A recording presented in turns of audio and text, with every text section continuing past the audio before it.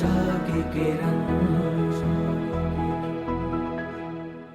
ભગવાનના ભક્તો, તમે કદી નહીં વિચાર્યું કે મારી પાસે આટલી બધી શક્તિ છે.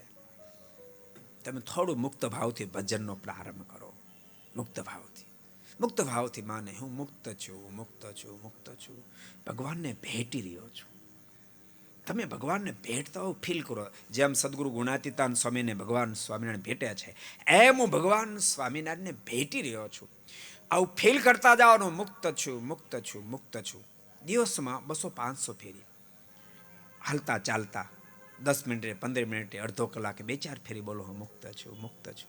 ચાલતા ચાલતા, દાદરો ચડતા, દાદરો ઉતરતા, ગાડીમાં બેસતા. એક્સ્ટ્રા એક જરાય ટાઈમ એક્સ્ટ્રા તમારે નથી કાઢવાનો. તમારા રેગ્યુલર ટાઈમમાં તમે ટાઈમ કાઢો. ભગવાનના ભક્તો, આપણે બહુ મહાન છીએ. બહુ સાચું કહો, બહુ મહાન છીએ.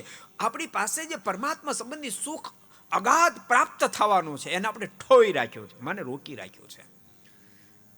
આપણે અનાજને છોડી દઈ અને કૂચાનો વેપાર કરવા માંડ્યા. બોલતા નહીં, આ દુનિયાની પોસાય તેટલી સમૃદ્ધિ મળે, પોસાય તેટલી ઊંચાઈ મળે, એ કૂચાથી અધિક કાંઈ જ નથી.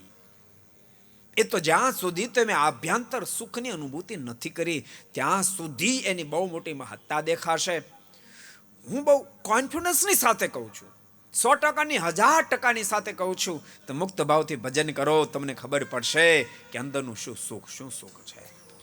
અત્યાર સુધી મારા શબ્દો, અત્યાર સુધી તમે જેને સુખ માન્યું, ખાવાને, પીવાને, ગાડી, બંગલા, વિષય ભોગ, જેને સુખ માન્યું હોય, તમે અંદરના સુખમાં ડોક્યું કરશો ને તેમ લાગશે આ સુખ કરતા પેલું 1000ના કરોડોના ભાગમાંય ન આવે.